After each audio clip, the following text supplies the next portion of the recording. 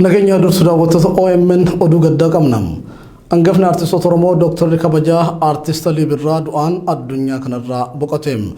Artist Ali Birra yeroo dheeraaf dhibamee magaalaa Adama Hospital Adama Generalitim wal anama ergatfreen boodam har'a lubbuun dabruunsaa mirkanaayeram. Dr. Kabaja artist Ali Birra umrii ijoollummarraa eegalee nama ganna 50 oliif guddinam aartii Oromootiif shoora hundaa olii baheedhaam.